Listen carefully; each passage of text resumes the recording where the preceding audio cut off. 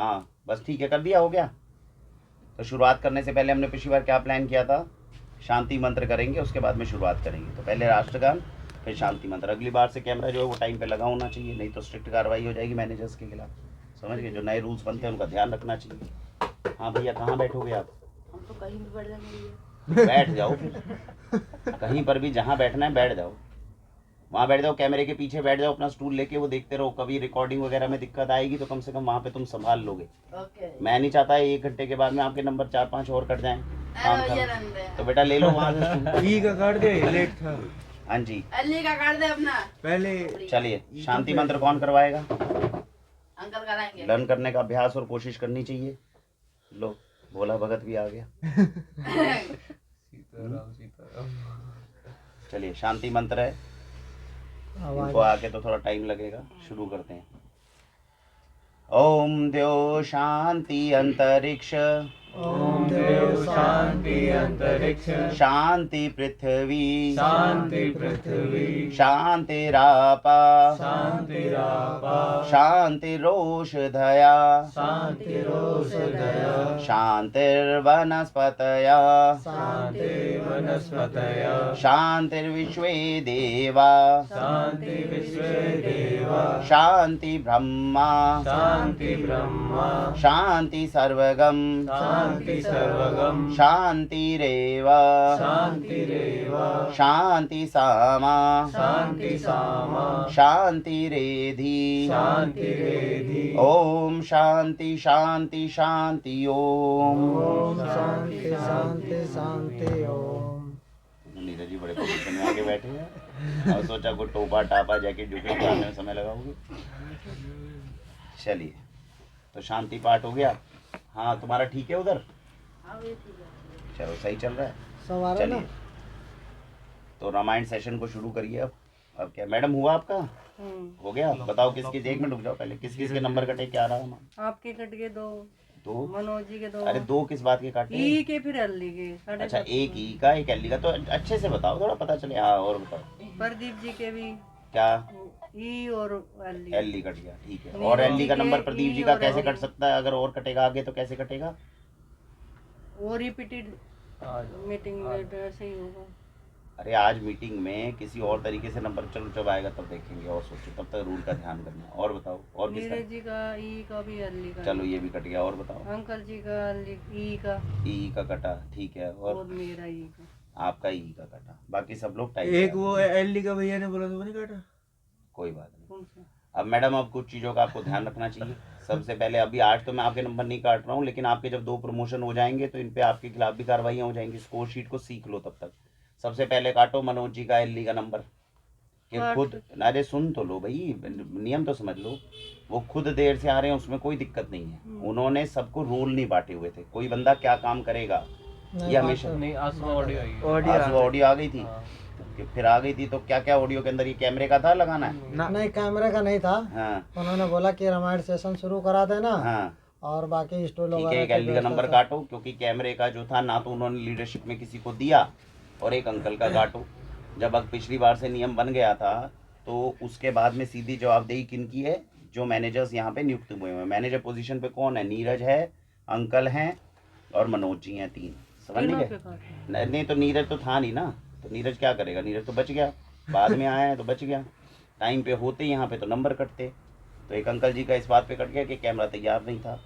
7:30 बजे अंकल अगर आप आ गए हो तो आपकी जिम्मेदारी है 7:30 बजे सारी कार्रवाइयाँ बिल्कुल ढंग से शुरू पृथ्वी का हो भी जाए। तो कटेगा भी, 2 प्रमोशन हो गए। नहीं, पृथ्वी का काम रहेगा दुकान के अंदर, वहाँ सब्जियों वाले काम में। वो यहाँ का मैनेजर नहीं है, वो वहाँ का मैनेजर है। ठीक है, जिस दिन यहाँ पे बन जाएंगे उस दिन काम होगा। भैया उसमें दूध लगाएगा क्या? हाँ दूध लगाओ भाई। दूध लगा दो। गुड। 1 नंबर दो इनको, इंटेलेक्ट का दो। ध्यान रखा करो, मोटे खुद भी ध्यान रखला कर मेरे भाई। आप तो लाई यहीं तर पटक दियो। आप लगा सकते थे। मेरा नंबर एक एल का काटो, दूध ऐसे ही रखने में आदेश देना चाहिए था। चलो नंबर काट दो तो बुद्धि का काट दो। बुद्धि का स्टार्ट करिए रामायण से।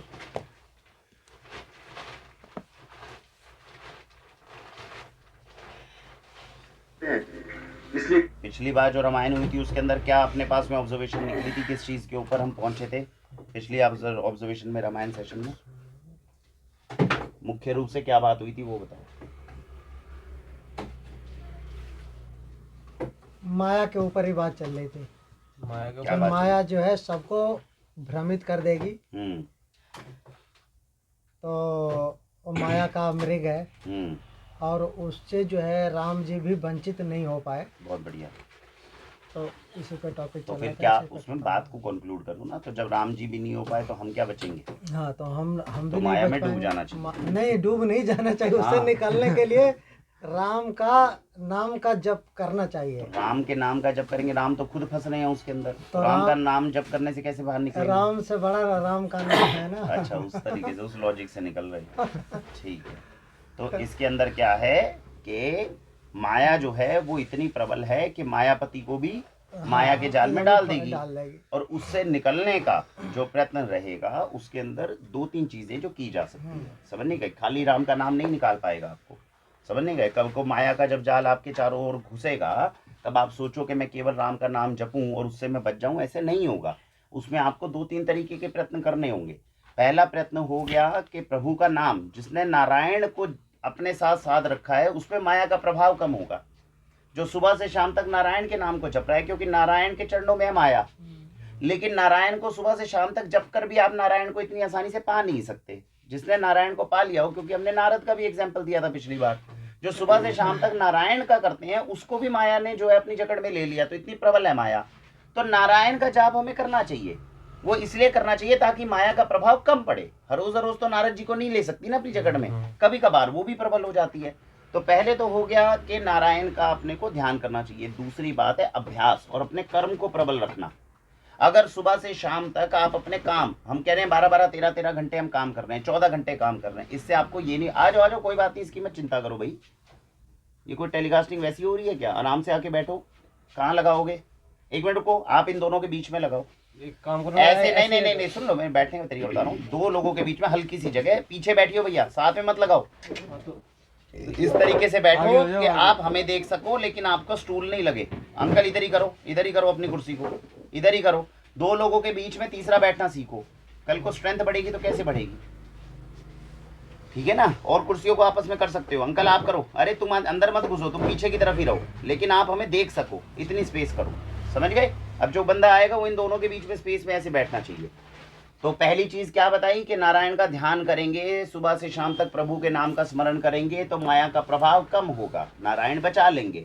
अगर वो भी नहीं, दूसरी चीज क्या आती है? कीरत करना। मतलब अगर आप पॉजिटिव कर्मा में लगे हुए हो सारा दिन तो आपको गलत जो चीजें हैं उनकी तरफ ध्यान करने का मौका नहीं मिलेगा।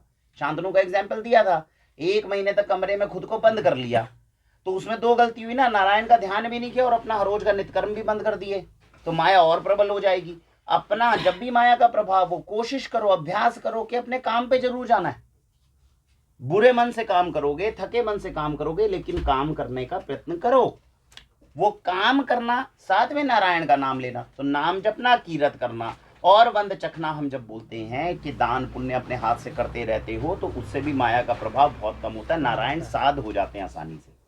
तो इसका अर्थ वही है जो हमने 3 अस्त्र दिए हुए, नाम जपना, कीरत करना, वन चखना। इन तीनों के अंदर अगर कोई सही दिशा से लगा हुआ हो उस पर माया का प्रभाव थोड़ा कम होता है, बुद्धि जो है वो सही रहती है। समझ गए? ये जो पिछली बार समझ गए, मायापति को भी जकड़ में ले सकती है। निकलने के ये 3 रास्ते हैं, इन 3 रास्तों पे कोशिश अपने को करनी चाहिए और वहां से है। अब ये बताओ कि ये 3 रास्ते तो श्री राम जानते थे, उसके बाद भी मायापति नहीं हो, उन्होंने क्या क्या चीजें एक्स्ट्रा करी थी जिसपे माया का प्रभाव कम पड़े? श्री राम ये तीनों चीजें भी कर रहे होंगे, नाम जपना, कीरत करना, वन चखना, ये भी वो तीनों पूरे अच्छे से कर रहे हैं, फिर भी माया प्रबल हो गई थी। तो हम ये देख रहे थे कि जब माया प्रबल हो रही थी तो इतनी आसानी से उनको जकड़ में नहीं ले रही थी, वो अपनी तरफ से क्या क्या प्रिकॉशन उस समय पे और एक्स्ट्रा ले रहे थे।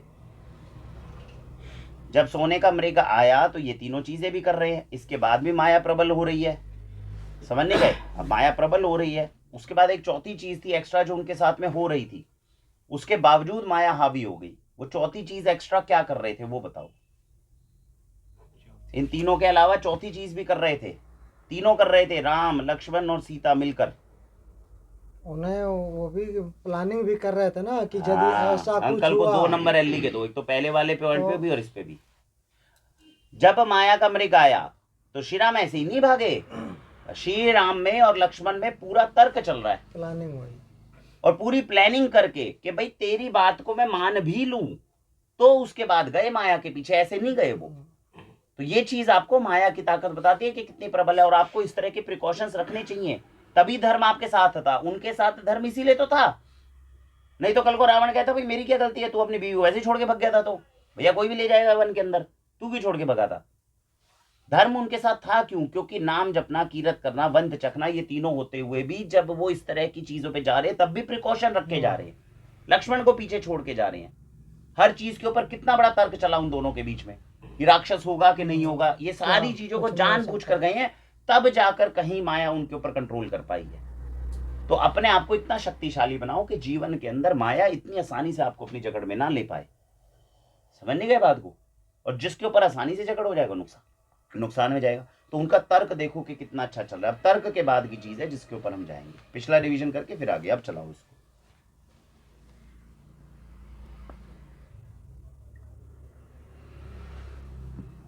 इसलिए किसी भी स्थिति में सीता को अकेली मत छोड़ना। जो आज्ञा भैया।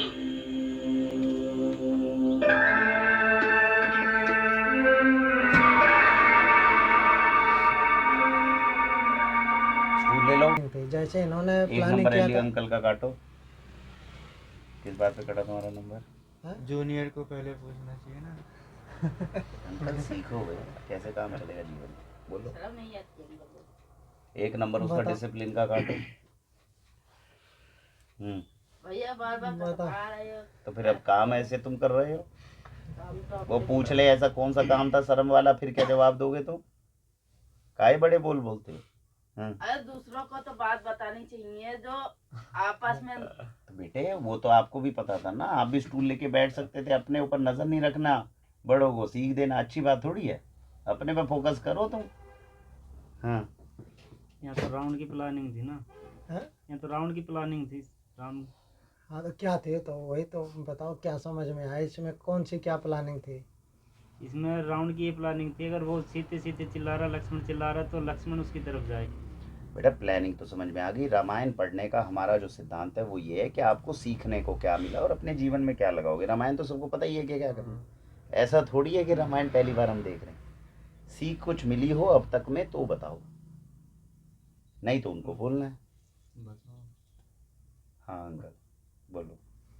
हाँ, अब कोई भी काम यदि हम कर रहे हैं तो मन लगा के करना चाहिए और उस पे चिंतन करके करना चाहिए कि जो काम हम कर रहे हैं वो हमारे करते समय कहीं पे कोई त्रुटि तो नहीं आ रही है, तो उसको भी हमें देखना है और मन लगा के करना है और प्लानिंग के साथ भी करना है, क्योंकि प्लानिंग इसमें दोनों थी। इससे सीखने को कैसे मिला? इससे सीखने को होता कि जितना हम प्लानिंग करके चल रहे हैं उतना हमारा अगला वाला भी तो प्लानिंग करके चल रहा। नहीं तो इनको थोड़ी पता है कि रावण वहाँ बैठा हुआ है।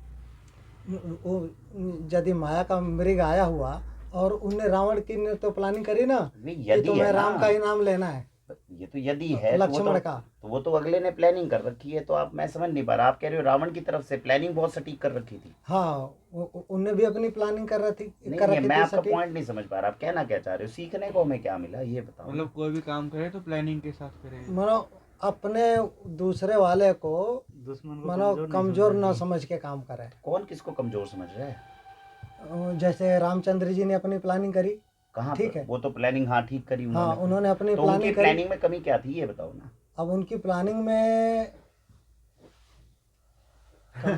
उनकी प्लानिंग तो अपने परफेक्ट हिसाब है, से तो उनकी भी परफेक्ट है। तो वो तो सीखने को मिला नहीं भैया। तो ये हम पिछली बार कंक्लूजन निकाल चुके हैं ना। या तो आप ये बोलो कि श्री राम ने जो प्लानिंग करी है जी वो वीक थी, इस वजह से फंसे। प्लानिंग तो वीक ही नहीं हो रही। नाम जपना, कीरत करना, वंचकना, ऊपर से तार्किक शक्ति, बौद्धिक शक्ति सब लगा के लक्ष्मण जैसा प्रबल वहां पे द्वारपाल उन्होंने खड़ा करके गए हैं। और इससे ज्यादा इंसान क्या कर सकता है यार? आप चूक बताओ ना कहाँ हो रही है। अगर चूक नहीं हो रही तो एक्सेप्ट करो। फिर तो यही बात है कि भाई माया प्रबल रहेगी, जिस बंदे में है ताकत ले गया भैया। तो अब इनसे बढ़िया प्लानिंग उसकी हो गई ना, रावण की। हाँ तो फिर पॉइंट मेरे को सही तो बताओ, मैं तभी तो समझूं क्या है। कि इनसे बढ़िया प्लानिंग जो है वो रावण की थी। तो क्या कि करना यदि- चाहिए जीवन में? है? हाँ तो आप क्या कहना चाह रहे हो? मैं समझ नहीं पा रहा पूरा अच्छे से। हाँ भैया क्या देख रहे हो आप? भैया 1 नंबर और काटो डिसिप्लिन का। रामायण सेशन चल रहा है, इधर बुद्धि लगानी चाहिए, वहां अपनी वीडियो में लगानी चाहिए। आपको आपको पता है 2 काम दे रखे हैं, उधर वीडियो ठीक चल रही है उस पर, और जो हम बोल रहे हैं उसके ऊपर ध्यान रखना चाहिए। क्या टॉपिक चल रहा है अभी, क्या टॉपिक चल रहा है हमारे बीच में? ध्यान नहीं दिया। ध्यान नहीं दिया। फोन ले लो इनका, आज इनका फोन ले लो, दोपहर के बाद मिलेगा नहीं तो दे दो चुपचाप, नहीं तो नौकरी से निकाले जाओगे। दो इधर फोन। जल्दी और अब जो हम यहाँ बात कर रहे हैं उसके ऊपर ध्यान लगाओ और उसके अंदर पार्टिसिपेट करो, समझ गए? पूरी जिंदगी बंद बुद्धि रह जाओगे नहीं तो। दिमाग लगाओ क्या बात हो रही है यहाँ, समझ गए? जब रोकी जाती है वीडियो तुमसे पूछा जाएगा और उसमें बताओ कि क्या है उसमें। हाँ जी। तो इस सटीक प्लानिंग तो रावण की ही हुई ना। अरे कि अंकल अपने काम सीखने में को सफल क्या हो। मिला? फिर वही तुम ज्यादा करोगे, इंटीग्रिटी का नंबर कटवा लोगे। बताओ कुछ मेरे को बताओ, तो सबको समझाना है, क्या कहना चाहते हो? तुम्हें खुद समझ में आए, दूसरों को समझाए तभी। तो इसमें से सीखने को ये मिलता है कि इंसान के द्वारा किया गया पुरुषार्थ, क्या बोला जाता है कि जो अधर्मी होगा वो अपने किसी भी मकसद के अंदर कामयाब नहीं होगा। समझ नहीं गए? जो रावण कर तो गलत रहा है, तो अगर विधि का विधान हो तो उसको बेचारे को फेल हो जाना चाहिए। कहते हैं कि नहीं कि गलत मंशा के साथ में कोई व्यक्ति जाएगा तो फेल हो जाएगा। समझ नहीं रहे हैं बात को? वो रावण कामयाब हो रहा है, अपने द्वारा किया गया जो पुरुषार्थ होता है वो हर किसी की मदद करता है। समझ नहीं गए? रावण ने सटीक प्लानिंग इतनी ज़्यादा कर रखी थी, एक एक पॉइंट को उसने इतना प्लान कर रखा था कि वहाँ पर भी जो मायाजाल उसने बिछाया था वो कामयाब हो रहा था। समझ नहीं गए? तो ये जो अंकल कहना चाह रहे हैं वो राम के संदर्भ में नहीं है। श्री राम ने तो अपनी प्लानिंग अच्छी कर रखी थी, रावण की प्लानिंग इतनी ज्यादा जबरदस्त थी, अच्छे थे। इतनी ज्यादा जबरदस्त थी कि राम के पूरी प्लान करने मतलब आप सोचो प्लानिंग दोनों किस तरीके से कर रहे हैं कि मान लो अगर ऐसा हो जाए तो, मान लो अगर ऐसा हो जाए तो, मान लो ऐसा भी हो जाए तो तब भी हम कामयाब होंगे। तो जो अंकल का कहने का मतलब है वो ये है कि जब भी आप किसी काम में जाओ, रावण जब जा रहे हैं प्लानिंग लेकर जा रहे हैं, तो सोचो कितनी सटीक प्लानिंग है। हिरण को कम से कम इतनी दूर बेटा मारीच भागना है तुझे, क्योंकि लक्ष्मण जब सहायता के लिए जाएगा तो उतना टाइम मुझे मिलना चाहिए। अब फिर मैं साधु वेश भी बनाऊंगा, फिर मेरे को टाइम भी चाहिए, कम से कम मुझे तू ये समझ के 25-30 मिनट का ब्रैकेट होना चाहिए, लक्ष्मण वापस ना आए जब तक। तो सोचो रावण ने कितना बड़ा ब्रैकेट लेके चला था। अच्छा, लक्ष्मण जी का और सीता जी का जो आपस में तर्क है अभी वो चलेगा, समझ नहीं गए? तो रावण ने प्लानिंग कितनी सटीक करी थी कि भैया तू इतनी दूर लेकर जाएगा कि अगर इनके बीच में आपस में संवाद भी, क्योंकि पता है संवादी आदमी है, बौद्धिक तर्क चलेंगे इनके। अरे बैठ के हो गया भैया आधा घंटा तक, 15 मिनट तक, 20 मिनट तक, पता चला सारी प्लानिंग धस में घुस गई। तो आप ये सोचो कि प्लानिंग कितनी जबरदस्त रावण करके गया था कि आपस में इनका पहले इनका संवाद चले, फिर उनका संवाद चले, उसके बाद भी लक्ष्मण जब चला जाए और वापिस आए तो इतना समय हो चुका हो कि मैं लेके छूमन तो रह जाऊं। तो आप ये सोचो कि इतनी प्रबल प्लानिंग के साथ में रावण गया था। तो ये चीज बताती है कि आप जब भी कोई काम करते हो, जब भी कोई मेहनत की कुछ भी चीज है, ये नहीं कि चलो ट्राई कर लेते हैं, इसका कोई मतलब नहीं होता। जब भी आप ट्राई कर रहे हो उसको इतनी सटीक प्लानिंग होनी चाहिए, और उसका तरीका ये रहता है प्लानिंग से पहले हर चीज को सोचना कि अगर ये करेंगे अच्छा ऐसा हो गया तो। हम लोग जाते हैं कैंपेन करने के लिए तो हमेशा सोच कर जाना चाहिए, अच्छा बारिश हो गई तो ऐसे बचेंगे, तूफान आ गया तो ऐसे बचेंगे, अच्छा वहां गए कस्टमर्स नहीं मिले हमें कैंपेनिंग के दौरान तो क्या करेंगे, ऐसे करेंगे। अब कोई दूसरा व्यक्ति कहे अरे अंकल तुम तो हमेशा नेगेटिव ही सोचते हो ना, इसको नेगेटिव सोचना नहीं बोलते, इसे बोलते हैं एडवर्स प्रिपरेशन करना। एडवर्स जो भी हमारी सर्कमस्टेंसेस हो सकती है उसके लिए तैयारी करना। 5 साल से हम बोल रहे हैं बाक्षी के स्टोर में आग लग गई तो क्या करना है, क्यों बोलते हैं हम? मेंटली प्रिपेयर होना। समझ नहीं गए? 5 साल हो गई नहीं लगी आग, हो सकता है 2 साल बाद लग जाए आग। तो जब आग लगेगी उस समय पे अगर फोन आएगा तो तुरंत हमें कैसे करना है काम को। कोई भी बिल्डिंग बनती है उसके अंदर भी लगाए जाते हैं फायर अलार्म्स, समझ नहीं गए?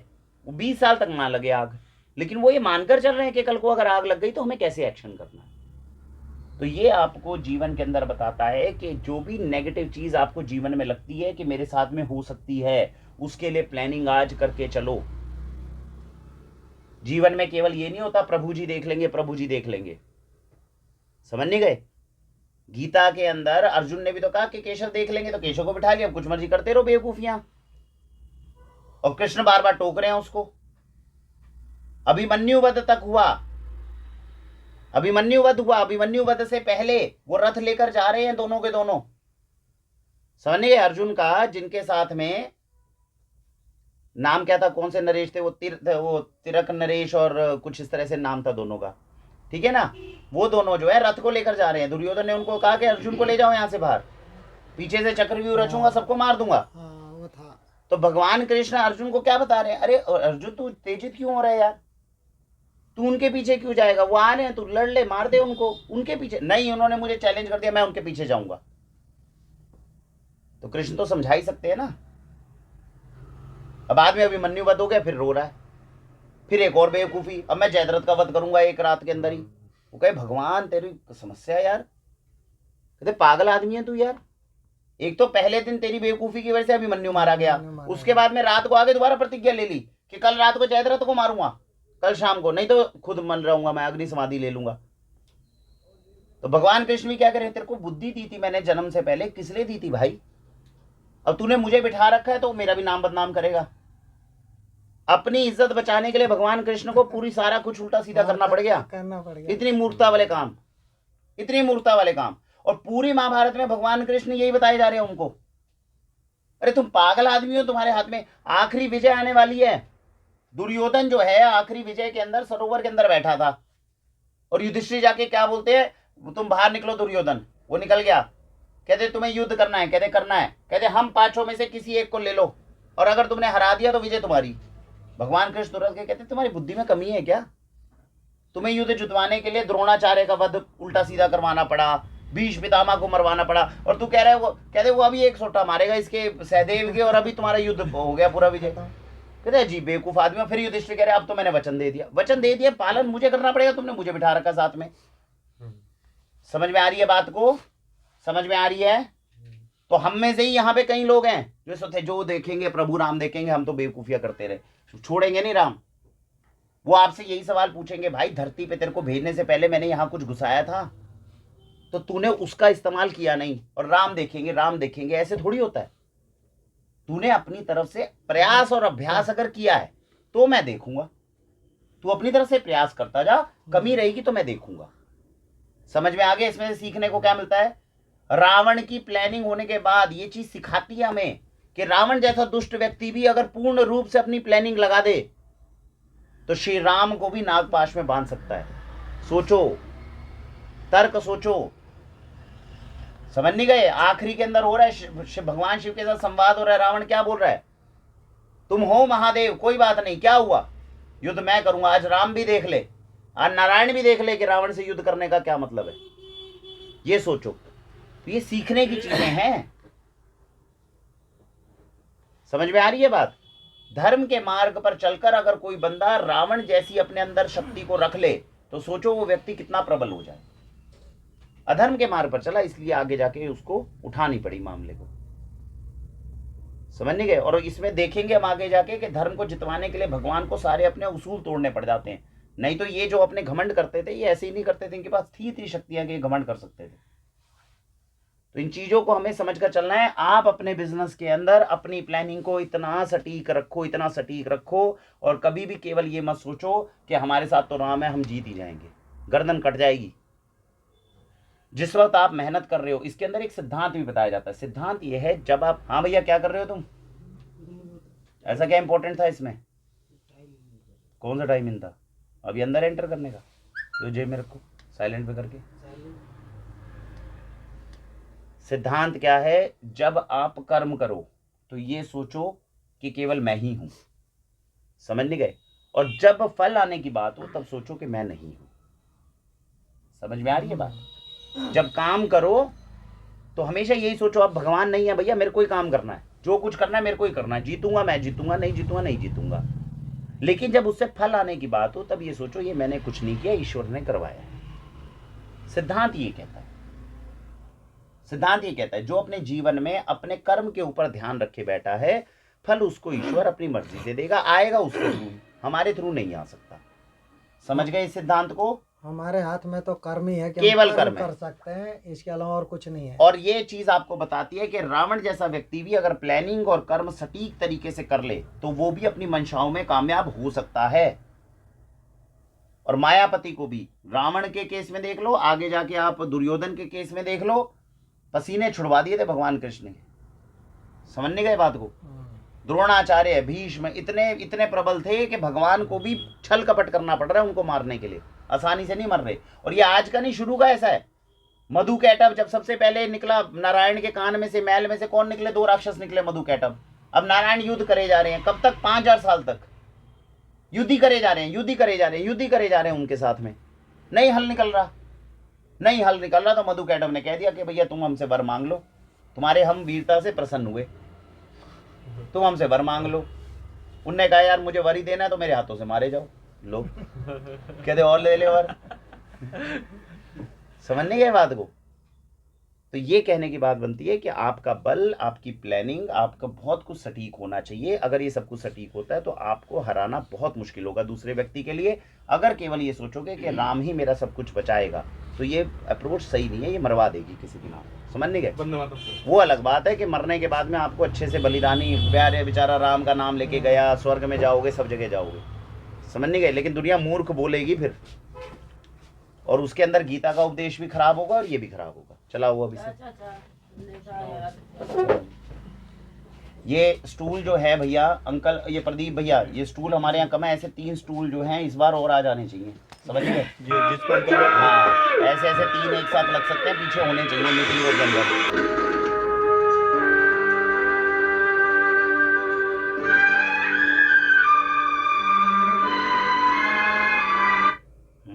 क्या सीखने को मिला?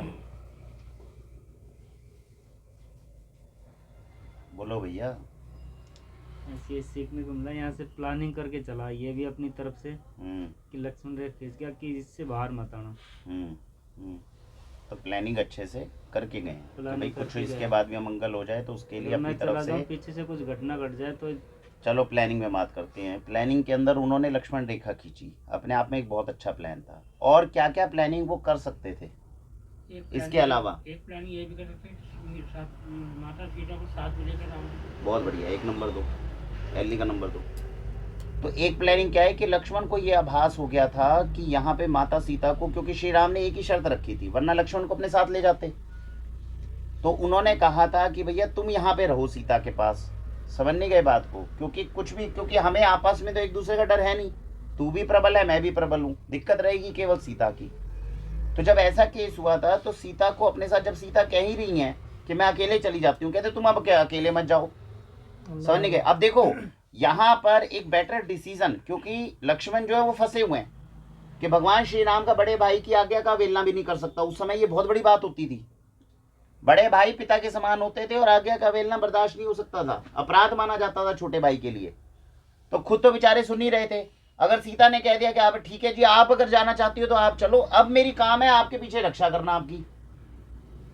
बेटर डिसीजन क्या हो सकता था कि मैं तो अपने भाई की अवहेलना करूंगा नहीं, मैं तो बंधा हुआ हूं। अब सीता माता कह रही है तुम बंधे हो, मैं तो जाऊंगी, कि तुम चले जाओ। फिर चले गए, पीछे से सीता माता की रक्षा करते हुए आगे बढ़ते तो ना बड़े भाई की अपराध होता और ना सीता का अपहरण होता। एक बेटर डिसीजन माना जा सकता था। लेकिन सीता मैया ने ऐसा हाल कर दिया था, क्योंकि क्या होता है, इस चीज को भी माया के अंदर समझना है। जब आपको कोई बहुत ज्यादा क्रोधित कर रहा हो, समझ नहीं गए, काम क्रोध मोह लोभ ईर्ष्या अहंकार सब कुछ इसी के कारण हो रहा है। अब क्षत्रियों की वीरता के ऊपर ही कोई प्रश्न उठा दे, आदमी की बुद्धि हर जाएगी उसी वक्त। कोई कल को मेहनती आदमी है, पृथ्वी है, आप मेहनती है, तो कहते तुमसे ज्यादा नकारा इंसान नहीं देखा, कामचोर इंसान नहीं देखा, 1 नंबर के बुड़बक हो तुम। आदमी को गुस्सा तो आएगा, लेकिन समझदार कौन है जिसमें गुस्सा ना। अरे भाई मैं मेहनती हूं कि नहीं हूं, इसका आंकलन कोई दूसरा करेगा क्या? प्रदीप अपने जीवन में कितनी मेहनत कर सकता है, इसका आंकलन करने का हक कौन रखता है? प्रदीप। मुझे थोड़ी पता है ये इंसान कितनी मेहनत करता है। समझ नहीं गए बात को? भाई मैं क्या हूं ये मैं दूसरों से थोड़ी जानूंगा। अब ये चीज कोई पराया कहे तो भी ठेस ना लगे, कोई अपना कहे तो इंसान का और मोरल टूट जाता है। तो जो लक्ष्मण थे वो ये डिसीजन ले पाते अगर सीता मैया ने इतना बुरा हाल ना किया होता। उनका स्वभाव इतना गर्म है, तो वो एक तो स्वभाव गर्म है बेचारे लक्ष्मण का, ऊपर से एक क्षत्रिय को ये देना तो गाली सबसे बड़ी बात है कि तू कायर है। ये तो बंदे के लिए मतलब इतना तो कोई कह दे तो लक्ष्मण पूरे ब्रह्मांड को हिला दे। वो तो सीता मैया थी, कोई और हो जाए तो इतने में तो बाण चल जाते।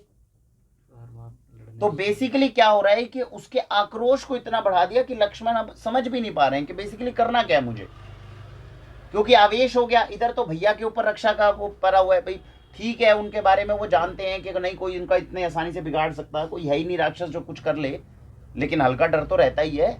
और ऊपर से माता ये हाल कर रही है, तो बेसिकली क्या है, पहले बुद्धि हरी जाती है, बुद्धि हरने का प्लान होता है। बुद्धि हरने के लिए आपको आक्रोश दिलाया जाएगा, आपको क्रोध दिलाया जाएगा, तभी तो क्रोध को इसमें डाला। काम, क्रोध, मोह, लोभ, ईर्ष्या और अहंकार। ईर्ष्या के अंदर भी यही काम होगा, क्रोध के अंदर भी यही काम होगा। क्यों दिलाया जाता है? युद्ध से पहले ही क्रोध दिला दो, दूसरे अपना जो सामने वाला व्यक्ति है सारी शक्ति उसकी हीन हो जाएगी। समझने गए बात को? तो ये हमेशा ध्यान रखना है जीवन के अंदर कि जब कोई व्यक्ति आपकी आलोचना करे तो शांत मन से कहो कि मेरा आंकलन दुनिया में एक ही व्यक्ति है जो सबसे बेस्ट कर सकता है। वो कौन है? मैं खुद। आपने जो बात कही ये चिंतन के योग्य हो सकती है। हमने कह दिया बंदा बुड़बक है, कहते जी अच्छा विचार है, चिंतन करते हैं। हम भी चिंतन कर लें। आपने अपना विचार दे दिया, अच्छी बात है, हम भी चिंतन कर लें। आ जाओ जी, आ जाओ। मास्क नहीं होगा, मास्क पूछ रहे अच्छा हैं। नहीं, मास्क मास्क तो नहीं होगा। भैया ये मास्क सैनिटाइजर शुरू कर लो, कोरोना दोबारा लौट रहा है।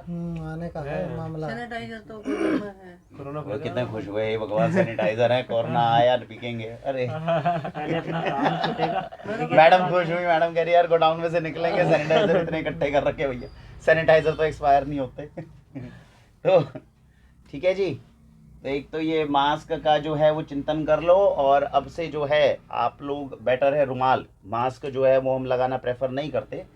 और जो अपने जो बेनिफिशरीज हैं कम से कम उनको आप ये बोलिए कि ये जो मास्क आप लगाती हो ऐसा मास्क लो जिसमें माइक्रो क्रिस्टलाइन कम से कम फाइबर ना हो। जो N95 वाले मास्क होते हैं, ये जो 2-2 रुपए वाले मास्क होते हैं, इनके अंदर रेशे निकल रहे होते हैं। वैसे तो मास्क लगाना ही नहीं चाहिए, अब दुनिया को क्या सिखाएं हम, लेकिन दुनिया अपने हिसाब से मास्क मांगेगी तो आप उसके अंदर प्रोटोकॉल को भी नहीं तोड़ सकते।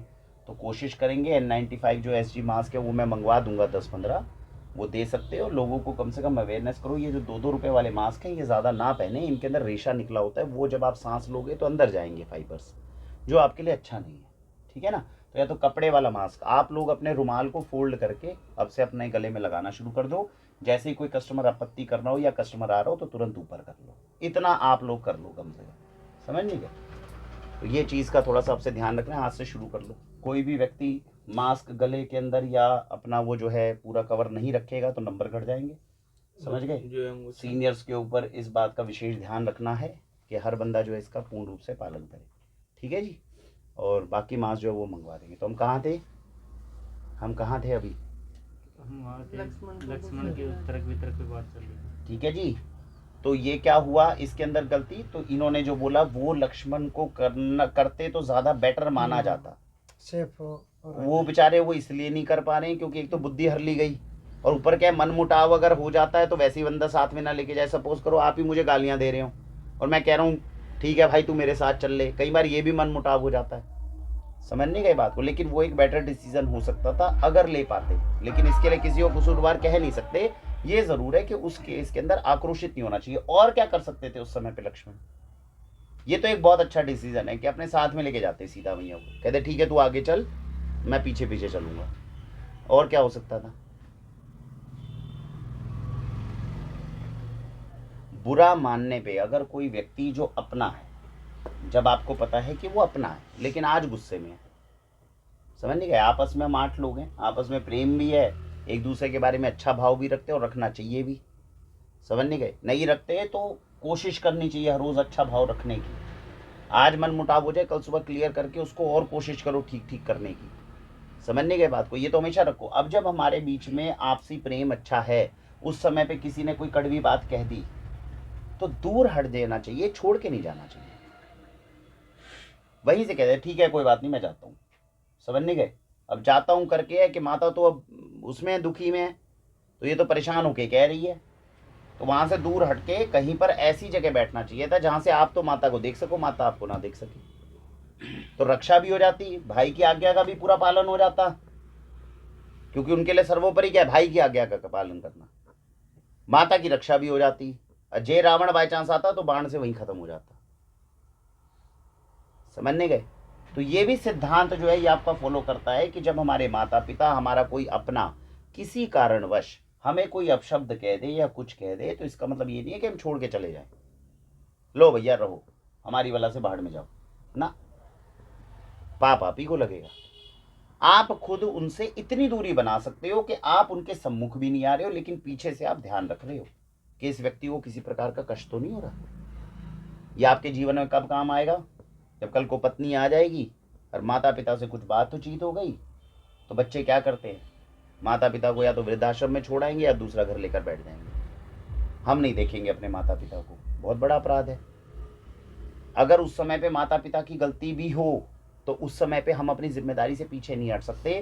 पीछे हो जाइए, दूर हो जाइए। अगर अपनी गलती है तो पहले अपनी गलती मान लीजिए, और अपनी गलती नहीं है क्योंकि वृद्धावस्था है, उस समय पे वो व्यक्ति परेशान हो सकता है। पहले के बूढ़े बहुत होते थे ऐसे, अब तो बहुत समझदार हो गए हैं बूढ़े। पहले के बूढ़े तो छोड़ते नहीं थे, तो उस समय पे क्या करते थे, थोड़ा दूर हो जाते थे। हल्की सी दूरी बना लो, ध्यान रखो कि उनके जीवन में किसी तरह की कठिनाई ना आए। इसका सिद्धांत का पालन ऐसी जगह हो सकता है। तो आपके पास में 2-3 विकल्प श्री लक्ष्मण जी के पता चले। एक ये हो सकता था कि कड़वी बात अगर है तो खुद को दूर रख लेते, वहीं से नजर रखते कुटिया पे, कुछ भी अगर गलत होता तो बाण तैयार रखते। एक तो ये तरीका था। दूसरा था जो इन्होंने बोला, ये सबसे बेस्ट तरीका था। अगर ये वाली चीज को लगा लेते तो बच जाते, वो लग नहीं पाया। और ऐसे में कई बार विधि का विधान भी काम करता है। यहां पे आता है विधि का विधान कि लक्ष्मण जैसा समझदार व्यक्ति जो है वो विधि के विधान के सामने मजबूर हो जाता है। तो ये जो केस है इसमें कहीं पर भी गलती नहीं हो रही है किसी से भी। ये विधि का विधान यहां पर बोला जाता है कि जो वक्त चाहेगा वो करना पड़ जाता है। और यही सेम इंस्टेंस आपको महाभारत की युद्ध से पहले भी पता चलेगा। जब हम महाभारत देखेंगे तब आपको पता चलेगा। इतने बड़े बड़े दिग्गज, हर व्यक्ति को पता है कि युद्ध हो गया तो भैया मरेंगे मरेंगे। कैसे तो हम द्रोणाचार्य को मारेंगे, कैसे भीष्म पितामह मरेंगे और कैसे अर्जुन मरेगा, इन तीनों में से कोई ना मर सकता, असंभव था। तो भाई युद्ध करेंगे कैसे? युद्ध करेंगे तो तब जब कोई किसी को मारे, और मारेगा कैसे? मारना तो संभव है, अश्वत्थामा खुद अमर है, तो मरेंगे कैसे? ये समझ में आ रही है कॉम्प्लिकेशन? और इसको हर कोई बंदा समझता भी है, उसके बाद में हल भी नहीं निकल रहा, सब हाथ बांधे खड़े हैं, करे तो करें क्या? इतनी कॉम्प्लिकेटेड है महाभारत, इससे ज्यादा कॉम्प्लिकेटेड है। समझ में आ रही है बात? इससे ज्यादा कॉम्प्लिकेटेड है महाभारत को जब हम पढ़ेंगे। ग्रे एरिया है पूरा। इसमें तो पता है कि रावण से गलती हुई है, रावण को खुद पता है मेरे से गलती हुई है, वहां प्रूव नहीं कर पाओगे कि दुर्योधन से गलती हो रही है जब हम महाभारत की बात करेंगे। और महाभारत इज एक्चुअली हमारे जीवन में जो हो रहा है। हम में से कोई भी व्यक्ति दुष्ट या सज्जन नहीं है। हमारे अंदर ही एक हिस्सा जो है वो सज्जन व्यक्ति का, एक दुष्ट व्यक्ति का है। समझ में आ रही है? इसीलिए हर रोज वो विचार आ रहे हैं और हर रोज धोना पड़ रहा है। जो धो पा रहा है वो कुछ बच जाएगा, जो नहीं धो पा रहा वो दिक्कत में आ जाएगा। बस ये काम चल रहा है। और महाभारत बहुत बड़ा एग्जाम्पल है इसका, महाकाव्य। जब आप देखोगे आज वाले में पता चल गया लक्ष्मण जी का, तो इसे बोलते हैं विधि का विधान। इसलिए विधि के विधान के अंतर्गत सीता माता का अपहरण हुआ। आप ये सोचो दोनों पक्ष अपनी तरफ से कितनी सटीक प्लानिंग लेके चल रहे हैं। इतनी सटीक प्लानिंग के बाद में अगर कोई चीज निकल जाए तब जाके कहा जाता है कि भैया विधि का विधान था। और बंदा प्लानिंग ही ना करे तो आगे वैसे गड़ जाते। तुम अजीब मूर्ख आदमी हो साले, तुम छोड़ के चले गए, तुम्हें आज्ञा दी थी, अब सीता का अपहरण हो गया। समझ नहीं गए बात को? इतना सब कुछ करने के बाद में तो बेचारे दोनों आत्मग्लानि में मरते हैं 3-3 4-4 दिन, और कुछ करके नहीं जाते तो दुनिया वैसे ही बेवकूफ बोलती। इसीलिए किया गया कर्म जो होता है वो जरूरी होता है। बहुत बार आपको लगेगा कि यार ये तो चीज हम तो हारने ही वाले हैं। कोई मैच हो गया 8-0 का चल रहा है, अरे भाई हम हारने ही वाले हैं, अब इसमें क्या लड़ना? समझने के बात को? लेकिन लड़ो 8-0 से नहीं साला 8-1 से हारेंगे, लेकिन लड़ेंगे। क्योंकि जो आखिरी गोल को बचाने के लिए आप युद्ध करोगे ना, युद्ध स्तर पे जो लड़ोगे वो लड़ाई आपकी याद रखी जाएगी। आप पहले नहीं हो धरती के ऊपर जो हारेगा। हारी तो झांसी की रानी भी थी। समझ गए बात को? ये चीज हमें सिखाती है कि आखिरी स्तर तक भी अगर आप युद्ध कर रहे हो ना, तो अपनी तरफ से आपको पता है मेरे को हारना है, मैं नहीं जीत सकता, लेकिन उसके बाद भी जो आप संघर्ष कर रहे हो वो आपको महान बनाएगा।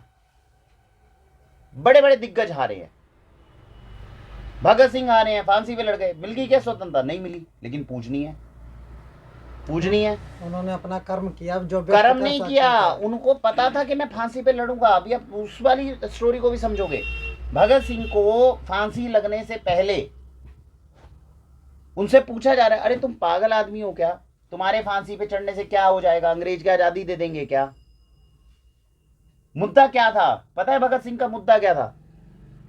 केवल जेल के अंदर जो है वो चूहे की जो वो हड़ताल, 40 दिन की हड़ताल पे, भूख हड़ताल पे चले गए वो।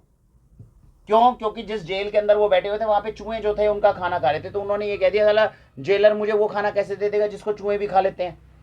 और जेलर ने आके कहा, नहीं तेरे लिए 5 स्टार होटल से खाना मंगवा दें हम, चुपचाप खाओ इसको। उनने कहा मैं नहीं खाऊंगा, मैं नहीं खाऊंगा इस खाने को। अब सोचो अंग्रेजों का शासन, अंग्रेजों का शासन जिसमें कोई किसी की सुनवाई नहीं, कुछ नहीं, उसके अंदर भी बंदा 40 दिन की हड़ताल के ऊपर बैठा हुआ है। 30 दिन हो गए, 40 दिन हो गए, भूख हड़ताल पे है। अंग्रेजों को झुकना पड़ गया, अंग्रेजों तक को झुकना पड़ गया कि भाई तू खाना खा ले। मारा पीटा, दूध जबरदस्ती पिलाया गया उसको, तेरी भूख हड़ताल हम तोड़वाएंगे। नहीं तोड़ेंगे भाई, हम नहीं खाएंगे कुछ भी। बात समझ में आ रही है? फांसी से पहले उनसे पूछा जा रहा है, भाई तेरी फांसी से लाभ क्या होगा ये बता। अगर तू बाहर जाएगा, बच जाएगा तो ज्यादा अच्छा है। अपना वकील तो कर, अपने लिए खुद लड़ तो सही। कहते मेरे को नहीं लड़ना, मैं फांसी पे जाऊंगा। कहते क्यों? क्योंकि फांसी पे जाने के बाद में जो क्रांति आएगी, जो आक्रोश आएगा, वो आक्रोश का सलाब यहाँ पे हजारों भगत सिंह पैदा होंगे, वो लेकर आएंगे चेंज। मैं अकेला इतना बड़ा चेंज ला नहीं सकता बच के जीवन में। दर्शन देखो कहां तक का लेकर जा रहे हैं। तो जानबूझकर फांसी को गले पे लगाने का काम किया भगत सिंह ने, और इस आदर्श के साथ किया, और हुआ भी यही। एक भगत सिंह मरा था, एक भगत सिंह मरा तो आज भी देखो दिल्ली वाला भी बोल रहा है कि मैं केजरीवाल हूँ, मैं भगत सिंह का नाड़। तुम्हें पता है क्या, भगत सिंह ने तो फांसी लगा ली थी, लगा ले तू, देश का कल्याण हो जाए आज। मफलर रखता तो अब वो मानेगा के नहीं लिए। कि मेरे फांसी लगाने से देश का कल्याण होगा। समझने के बात को आप समझ गए? ये तीनों रामायण के अंदर ये 3 उनके पास में चीजें थी जिनको लक्ष्मण कर सकते थे, और अगर इनको कर लेते कुछ अलग होता। लेकिन ये चीज हमें सिखाती है कि इतनी सटीक प्लानिंग दोनों की तरफ से थी कि विधि के विधान को भी रास्ता निकालने के लिए सोचो कितना है, कि हमारे जैसा व्यक्ति भी सोचकर कितने सालों के बाद में हम सोच रहे हैं, और सोच रहे अगर हम इनकी जगह होते तो हम तो इतना भी नहीं कर पाते थे। हम लोग क्या करते, अरे भाड़ में जाए यार, इतनी गालियां दे दी, छोड़ अपना चलते हैं अपने, हमें क्या। होता है कि नहीं होता है? एग्जैक्टली होता है। हमारी भाभी हमें बोल दे कोई बंदा, सीधा बाहर निकल जाए, अरे छोड़ यार, हमें क्या लेना देना, लुगाई उसकी, एक तो रक्षा करो, ऊपर से ऊपर से गालियां सुनो, यही सुनना रह गया हमारे लिए। तो 4 गालियां देते जाएंगे, ऊपर से बचाने नहीं जाएंगे। तो ये चीजें बताती है कि भारतीय संस्कृति कितनी उच्च कोटि की थी, कितनी बुद्धिजीवी थी, कितनी तार्किक थी।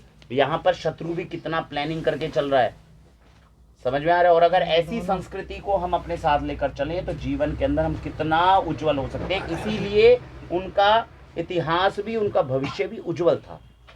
इसलिए भारतीय संस्कृति के अंदर इतना ज्यादा हम इन काव्यों से सीखने को मिलता है, और यही हमें सिखाना भी चाहिए बच्चों। ठीक है जी, तो इन तर्कों को हमें अपने साथ लेकर चलना है और कोशिश करना है। तो आज के लिए क्या समय हो गया? हो गया समाप्त। अब हो गया समाप्त। चलो 8:30। 8:30 हो गया। ठीक है जी, तो इसके हिसाब से जो है अब आज हमें जो सीखने को मिला, क्या क्या सीखने को मिला, हल्का सा फाइनल रिवीजन कर लो। एक एक पॉइंट। सिद्धांत क्या सीखने को मिले, बोलो भैया, सिद्धांत क्या सीखने को मिले? सीखने गए लोग कि प्लानिंग करनी चाहिए पूरी। ये लग रहा है संभव है, फिर भी उसकी कोशिश करनी चाहिए। ये लग रहा है कि संभव है, ये काम नहीं हो सकता, लेकिन उसकी कोशिश करनी चाहिए, उसके नजदीक तक जाना चाहिए। हाँ, चाहे पता भी हो, अगर हार भी जाएंगे तब भी पूरी कोशिश करनी चाहिए। जीतने के लिए तो करेंगे ही करेंगे। अगर ये पता भी चल जाए किसी मोड़ पे कि हम हारने वाले, तब भी संघर्ष को छोड़ना नहीं चाहिए। सीखने को मिला। और क्या सीखने को मिला आज? और कि कभी भी मतलब गुस्से में कोई भी गलत डिसीजन नहीं लेना चाहिए। हाँ। हमेशा सोच समझ के। कोई गुस्सा दिलाए या कोई अपशब्द कहे तो उस वक्त क्या करना चाहिए? शांत रहना चाहिए और थोड़ा दूर हट जाना चाहिए उनसे। हाँ, जब भी कोई गुस्सा दिलाए या कुछ करे तो उसके अंदर दूरी बना लो उसी वक्त। समझ नहीं गए? कहते ठीक है भाई, थोड़ी देर का ब्रेक दे दो, दूर चले जाओ, फिर वापस सोचो। समझ नहीं गए? परमानेंट दूरी उसी व्यक्ति से बनाओ जिसके साथ में ये चीज कंफर्म्ड हो जाए कि ये व्यक्ति केवल मेरा मंगल चाहता है। समझ नहीं गए। अगर वो व्यक्ति आपका मंगल चाहता है या उसके साथ में जुड़कर आपका भविष्य सिक्योर्ड है तो किसी भी तरह बैठकर मन मुटाव को दूर करने की कोशिश करनी चाहिए, साथ नहीं छोड़ना चाहिए। उस साथ को छोड़ने की बहुत बड़ी प्राइस देनी पड़ती है। और क्या सीखने को मिला? वही मिला भी है, बस गुस्से में आके ज्यादा कुछ और नया बोल दो। मेरा भी के साथ में कब जीवन जियोगे तुम? और सोचो, इतनी सारी पॉइंट बताए हैं, और बोलो। बस ये यही है कि गुस्से में आके गलत डिसीजन नहीं लेना चाहिए। और किसी को कोई पॉइंट बोलना है इसके अलावा? सीखने को और क्या मिला? प्लानिंग करनी चाहिए, प्लानिंग वही वो तो बता देंगे। और माया को हावी मत होने दो। नाम जपना, कीरत करना, बंद चखना, ये साथ में चलना चाहिए ताकि माया का प्रभाव अपने ऊपर जो है कम से कम पड़े, जितना कम से कम हो सके। और साथ में बुद्धि का उपयोग याद रखना। नाम जपना, कीरत करना, बंद चखना के बाद में दुनिया में सबसे प्रबल जो चीज है वो है बुद्धि का उपयोग। ईश्वर ने बुद्धि दी है, सदुपयोग करिए, सदुपयोग करिए बुद्धि का। समझने गए? विजेता वही होगा जो बुद्धि का सही उपयोग करता है। बुद्धि ना हो तो केवल लगता है, भारी ले लो। ये केवल लगता है। एक्चुअली मैं ये प्रश्न है इनका, ये बिल्कुल ठीक है। दुनिया ने आपको एक ऐसी शिक्षा प्रणाली में डाल दिया जिसके अंदर आपको ये बिलीव कर दिया कि आप मूर्ख हो, जबकि ऐसा होता नहीं कभी। और आपने मान भी लिया। इसका सबसे बड़ा उदाहरण वो खड़ा है ना पीछे। कितनों को लगता है वो मूर्ख है? मगर वो सबसे ज्यादा इंटेलिजेंट है, ध्यान रखना। मूर्ख नहीं है। बात समझ गए? ठीक है। लेकिन यहाँ पर आने से पहले सारी दुनिया उसको क्या बोलती थी? ये तो आदमी ना मेंटली। और आज उन सबके छक्के छुड़ा दे ये बैठा बैठा। समझने के बात को? तो दुनिया आपको बिलीव करवाएगी, अच्छे से अच्छे व्यक्ति को बिलीव कराएगी, अरे ये तो पागल है, ये तो मूर्ख है। मैं मूर्ख हूं कि नहीं हूं, ये वो मानेगा। बस ये तो बंदा वो खुद मानेगा। समझ नहीं गए? दुनिया में आपसे ज्यादा बेवकूफ भी बहुत ज्यादा हुए हैं और आपसे ज्यादा समझदार भी बहुत हुए हैं। आप अपने जीवन को कितना अच्छा करना चाहते हो ये आपके ऊपर डिपेंड करता है। जो व्यक्ति हर रोज अभ्यास करे जा रहा है वो व्यक्ति पूरी दुनिया को बदल देगा। और इस ऑर्गेनाइजेशन में, वाक्षी में सबसे बड़ी बात ये है, यहाँ पे हायर ही कोयले किए जा रहे हैं। महसूस करने की कभी कोशिश करना। और हीरा कौन बनता है? कोयला। जो उस पे तबके सारी समझ चीजों पे गए? बाहर आता है। मार्केट से हमारी ऑर्गेनाइजेशन में कितने बड़े बड़े MBA आज के कंपनी हायर नहीं कर सकती? कर सकती है। 2 बंदे हायर करे, 2 बंदों की जगह पे एक MBA वाला बंदा हायर करो, 4 गुना ज्यादा तेज दिमाग चलाएगा। जो काम हम बिल बनाने में हम 15 मिनट लगाते हैं, एक बंदा लैपटॉप में 2 मिनट में बना देगा कि नहीं बना देगा? लेकिन उस MBA वाले को हायर नहीं किया जाता। क्यों नहीं हायर किया जाता? क्योंकि कोयले को तपा के हीरा बनाया जा सकता है। समझने में बात को? सोने को अगर लेकर आ गए उसको तपा के मैं हीरा नहीं बना सकता। बिल्कुल, वो तो पहले ही हीरा है, उसे और कितना निखारेंगे। नहीं, हीरे की बात नहीं है, वो एक अलग क्लास है, वो क्लास अलग है। सोना है, वो हमारी ऑर्गेनाइजेशन के लिए परफेक्ट नहीं है। समझने की बात को? तो कहने का मतलब ये है कि जो व्यक्ति है, आप लोगों के पास में आज आप खुद का आंकलन अपने परिवार के अंदर देखो कि हमारे पास में क्या था, हम एक परिवार वाले क्या समझते थे। आज से 2 साल बाद देखना कि क्या समझेंगे। कोयले को तपा तपा के हीरा बनाने का कार्य करते हैं, इसलिए केवल कोयले हायर किए जाते हैं मार्केट से। और कोयला ही हीरा बनेगा तभी उसकी कदर होगी और उसको पता भी चलेगा कि मैं जीवन में कहाँ था और कहाँ पे आ गया। यही कोशिश होती है। ठीक है, कर दो बंद।